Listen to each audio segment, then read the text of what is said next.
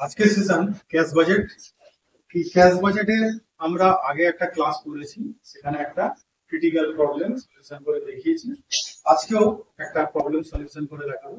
এই cash budget দেখবে তোমাদের ম্যানেজমেন্ট অ্যাকাউন্টিং যে আছে, cost and management accounting, cost and management accounting একটা ইম্পর্টেন্ট চ্যাপ্টার। কিন্তু এই প্রতি বছরই কিন্তু আসে, প্রতি বছরই সিইউতে তো আসেই, অন্যান্য ইউনিভার্সিটিতেও প্রায় আসে। অতএব তোমরা এটা ভালো করে প্র্যাকটিস। আজকে দেখো আরো একটা অন্যরকম প্রবলেম এটি সলিউশন করে দেখাবো। আজকের ক্লাস থাকছে তাহলে ক্যাশ বাজেটের উপর। আমি সুমিত স্যার, আমার কোচিং ইন কমার্স ক্লাসে তোমাদের সবাইকে ওয়েলকাম জানিয়ে এর শুরু করছি।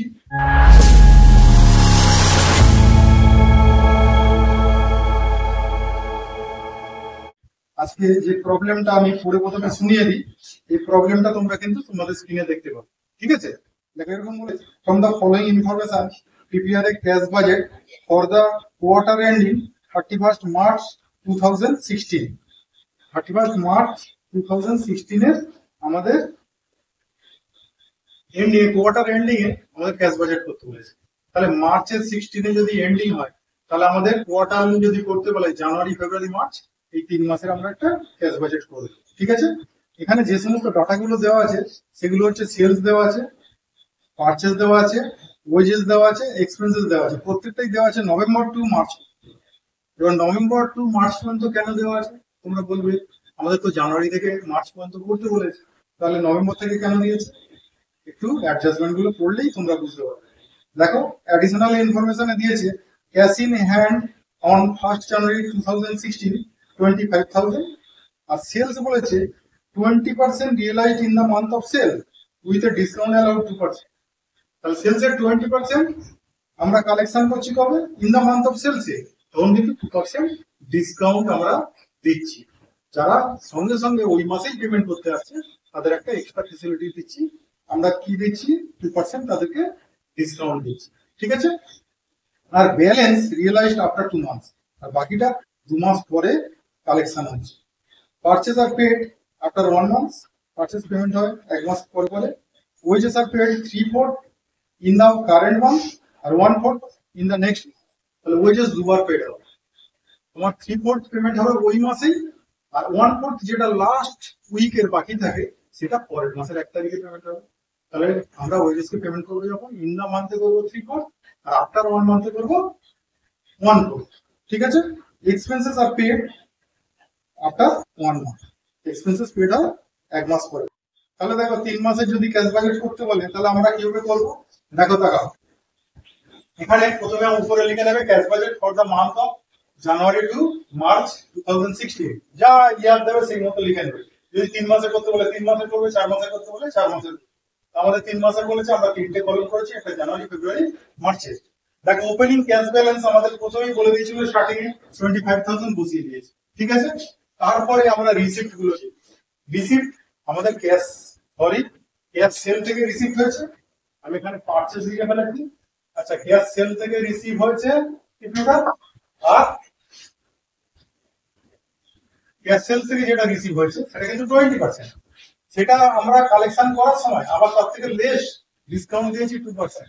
ঠিক আছে, তাহলে আমরা যখন ক্যাশ সেলটা কালেকশন করবো, ক্যাশ সেলের পয়সাটা কালেকশন করার সময় টোটাল সেল কত করবো? 20%। তাহলে ওই 20% যখন কালেকশন হবে প্রত্যেক মাসের সেলসের, জানুয়ারি মাসের সেলসে জানুয়ারি মাসেই 20% কালেকশন করবো। এবার জানুয়ারি মাসে আমাদের সেলস ছিল 1,60,000। তাহলে 1,60,000 20% করলে কত হবে? 32,000। কিন্তু যখন আমরা কালেকশন করছি 2% ডিসকাউন্ট ছেড়ে দিয়েছি, তাহলে আমরা পয়সা কালেকশন করছি কত পার্সেন্ট? 98%। অনেকেই দেখবে এখানে করে কি, কালেকশনটা সেই আলাদা করে ওয়ার্কিং করে সেখানে 20% আগে করবে, করার পর লেস ডিসকাউন্ট করবে। তা আমি করে দিয়েছি কি, আমার টোটাল কালেকশন হওয়ার কথা 1,60,000 এর 20% মানে 32,000, 32,000। এই 32,000 এর আমি কালেকশন করেছি কত? 2% ছেড়ে দিলে 98%। তাহলে প্রত্যেক মাসের সেলসে 20% করলে ক্যাশ সেল যা হবে তার কতটা তোমরা কালেকশন করবে? 98%। তাহলে 2% ডিসকাউন্ট দেওয়া হয়ে যাবে। এটা সিম্পল ক্যালকুলেশন। ঠিক আছে না? তাহলে একবারে হয়ে যাবে। তাহলে এখানে 32,000 আমি একটা প্রথম মাসে একটা দেখিয়ে দিয়েছি যে আমরা 1,60,000 এর 20% করেছি, 20% হচ্ছে 32,000, আর কতটা কালেকশন করেছি 98, বসিয়ে দিয়েছি। পরের মাসে আবার সেল আছে 2,32,000, তার 20% করে তাকে আবার কত পার্সেন্ট করবে 98% করলে এটা। তারপরের মাসে আছে 2,70,000, তাহলে তার 20% করে যাওয়া হবে, তাকে আবার 98% হবে করলে এটা। বুঝে গেল? বাকি 80% হচ্ছে কালেকশন ফ্রম ডেটর্স, এটাই তো ডেট সেল। তাহলে সেটাকে লিখলাম কালেকশন ফ্রম ডেটর্স, সেটা পেমেন্ট দিচ্ছে কবে আফটার 2 মান্থ। তাহলে আফটার 2 মান্থসে আমরা যখন বসাবো, সেটা আমরা যদি জানুয়ারিতে বসাই তাহলে জানুয়ারি 2 মাস আগে যে সেলটা হয়েছিল সেটা আসবে, সেই জন্যই কিন্তু আমাদের নভেম্বর থেকে সমস্ত ডাটা দেওয়া হবে। তাহলে নভেম্বরেরটা কালেকশন হবে কবে জানুয়ারিতে, তাহলে নভেম্বরের কত পার্সেন্ট 80%, এখানে কিন্তু কোনো সমস্যা নেই।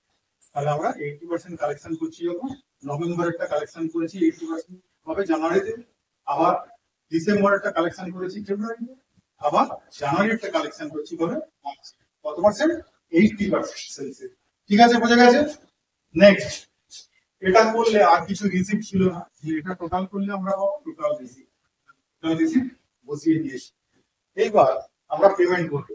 পেমেন্ট গুলো যখন করবো ক্রেডিটর্স এর ক্ষেত্রে বলে দিয়েছিল 1 মাস পরে পরে আমরা পেমেন্ট করি, তাহলে আফটার 1 মান্থ করেছে। তাহলে আফটার 1 মান্থ করলে আমাদের নেব জানুয়ারিতে যেটা পেমেন্ট করবো নিশ্চয়ই ডিসেম্বরে সেটা পারচেজ হয়েছিল, তাহলে জানুয়ারিটা আসবে ডিসেম্বর থেকে, ফেব্রুয়ারিটা আসবে জানুয়ারি থেকে, মার্চেরটা আসবে ফেব্রুয়ারি। তাহলে আমরা দেখলাম যে তোমরা স্ক্রিনে কিন্তু দেখে নেবে, প্রবলেমটা কিন্তু তোমাদের স্ক্রিনে উঠবে। আমাদের ডিসেম্বরেরটা আমরা পেমেন্ট করছি কবে, ডিসেম্বরেরটা পেমেন্ট করছি জানুয়ারি। ডিসেম্বরের পারচেজ ছিল 2 লাখ, পেমেন্ট করেছি জানুয়ারিতে। জানুয়ারিটা ফেব্রুয়ারিতে 2,08,000, আর ফেব্রুয়ারিটা মার্চে করেছি 2,12,000। ঠিক আছে? এরপর ওয়েজেসটা যেটা পে হয়, ওয়েজেস কিন্তু দুবার পেমেন্ট হয়। ওয়েজেস পেমেন্ট হয় যখন আফটার 1 মান্থসে 3/4 আর আফটার 2 মান্থসে 1/4। সরি, আফটার 2 মান্থস লেখা ভুল হয়েছে, এটা আমাদের আফটার লিখে ফেলেছি, এটা in the month. In the মান্থে হয় 1/4, আর আফটার 1 মান্থে হয় ইন দা মান্থে হয় 3/4। তাহলে ইন দা মান্থে লিখি ইন দা মান্থে 3/4, আর আফটার 1 মান্থে 1/4। তাহলে ইন দা মান্থে যদি হয় তাহলে ওই মাসের যে ওয়েজেস তারই 3/4 করবো। আমাদের দেখবো ওয়েজেস দেওয়া আছে জানুয়ারি থেকে, আমরা যদি মার্চ মান্থে দেখি 16,000, 20,000, 16,000। তাহলে ওই 16,000 এর কত দেবো জানুয়ারিতে, জানুয়ারিরই 3/4 পাবো। 16,000 এর 3/4, 20,000 এর 3/4, 16,000 এর 3/4। আর আফটার 1 মান্থে যেটা পেমেন্ট করবো সেটা আসবে, তাহলে জানুয়ারিতে যে পেমেন্টটা করছি আসবে কোথা থেকে, 1 মাস আগে থেকে। তাহলে ডিসেম্বর থেকে, ডিসেম্বরের আমাদের ওয়েজেস ছিল কিন্তু 24,000, 24,000। 24,000 এর আমরা কত করবো 1/4, 6,000। তারপর একটা 16,000 এর 1/4, তারপর একটা 20,000 এর 1 হলো। এরপর এক্সপেন্সেস যখন পেড করবো, এক্সপেন্সেসটা বলেছে আফটার 1 মান্থে পেমেন্ট করবো। তাহলে এক্সপেন্সেস পেড আফটার 1 মান্থ লিখে দিয়েছি। তাহলে 1 মান্থ লিখেছি, আমরা লিখেছি এখানে এক্সপেন্সেসটা আমরা তাহলে জানুয়ারিতে যেটা পেমেন্ট করছি নিচ্ছি কোথা থেকে, ডিসেম্বর থেকে। ডিসেম্বরে ছিল 16,000, বসিয়ে দিয়েছি। জানুয়ারিটা পেমেন্ট করছি ফেব্রুয়ারিতে 12,000, আর ফেব্রুয়ারিতে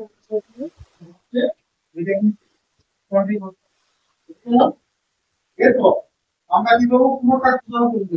টোটাল করবো আমরা টোটাল এক্সপেন্সেস যাচ্ছি, টোটাল এক্সপেন্সেস যেটা পেলাম এটা টোটাল করে এখানে নিলাম, ক্লোজ করলাম না কি।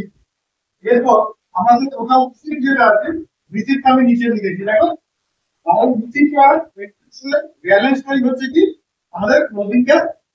তাহলে এই রিসিপ্ট থেকে, টোটাল রিসিপ্ট থেকে আমরা মাইনাস করছি মানে টোটাল পেমেন্ট, আর একটু বেরোচ্ছি করছি ক্লোজিং ক্যাশ। এই ক্লোজিং ক্যাশটা বেরোচ্ছে, এই ক্লোজিং ক্যাশটা শুধুমাত্র ওপেনিং ক্যাশ। তারপরে আমরা এটাকে নিয়ে ক্লাস করি, ক্লাস করে আবার টোটাল রিসিপ্ট থেকে আমাদের পেমেন্ট অবধি রয়েছে ক্লোজিং ক্যাশ। এই ক্লোজিং ক্যাশ থেকে পরের মাসে পাবেন, পরের মাসে আবার টোটালটা মারছি, টোটালটা মেরে যেটা পেলাম টোটাল রিসিপ্ট সেটাকে আবার এখানে বসিয়ে দিলাম। আর টোটাল এক্সপেন্সেস দেখছি টোটাল রিসিপ্ট থেকে বেশি, তাহলে এই মাসে কি হয়েছে আমাদের ব্যাংক থেকে ধার করতে হয়েছে পয়সা, তাহলে সেটাকে শর্ট টার্মের জন্য আমরা যদি ধার নিয়ে কি করবো ব্যাংক ওভারটা, তাহলে সেটাকে ব্র্যাকেট বলে দিচ্ছি এখানেও দেখবে ক্লোজিং ক্যাশ অবলিক আমি লিখেছি ব্যাংক ওভারড্রাফট, ব্যাংক ওভারড্রাফটটা এখানেও ব্র্যাকেট দিয়ে দিয়েছি। তার মানে আমাদের ওইখানে খরচা বেশি হয়ে গেছিল, ইনকাম কম ছিল, সেই জন্য ওটাকে ব্যাংক ওভারড্রাফট হয়েছে। ক্লিয়ার? তাহলে আমাদের এই ফরম্যাটে আমরা কি করবো, টোটাল পেমেন্টটা আমরা টোটাল মেরে দেবো, আর তার নিচে কিছু জায়গা রাখবো ব্যালেন্স লেখার জন্য। তার নিচে কি করবো, টোটাল রিসিপ্টটাকে বসিয়ে দেবো। এই রিসিপ্ট আর পেমেন্টের ডিফারেন্সটাই হচ্ছে ক্লোজিং ক্যাশ। এই মাসের ক্লোজিং ক্যাশ, পরের মাসের ওপেনিং ক্যাশ, পরের মাসে আবার টোটাল করবো, সেই টোটালটাকে আবার নিচে বসিয়ে দেবো। পেমেন্ট আর রিসিপ্টের ডিফারেন্সটাই হচ্ছে ক্লোজিং ক্যাশ, সেটা আবার পরের মাসে নিয়ে চলে যাবো। এইভাবে আমরা এগোবো। এটা দেখতে সুন্দর, আর অনেকেই করে কি এখানে ক্লোজ করে যায় টোটাল পেমেন্ট, তারপরে নিচে আলাদা করে লিখে ক্লোজিং ক্যাশ, তখন total receipt minus total payment এখানে লিখে দিয়ে মানে সেটার থেকে এটা দেখতে ভালো এবং নতুন ধরবে। সেই জন্য আমি এইভাবে তোমাদের শেখালাম। প্রত্যেকটা পেপারে আমি নতুন নতুন নতুন কিছু কিছু ট্রিক্স তোমাদের শেখাবো, যেটা দেখতেও ভালো, হটে হবে এবং পরীক্ষকও দেখবে তোমাদের উৎকৃষ্ট। ঠিক আছে? আমার যদি সঙ্গে থাকো অবশ্যই প্রত্যেকটা চ্যাপ্টারে নিউ নিউ ট্রিক্স এবং ইজি ক্যালকুলেশন শিখতে পারবে। যদি ক্লাস ভালো লাগে তাহলে অবশ্যই লাইক কমেন্ট করো। আজকের মতো এইটুকু, পরের ক্লাসে আবার বাজেটের আবার নতুন কোনো প্রবলেম সলিউশন নিয়ে পরের ক্লাসে দেখা হচ্ছে। আজকের মতো টাটা।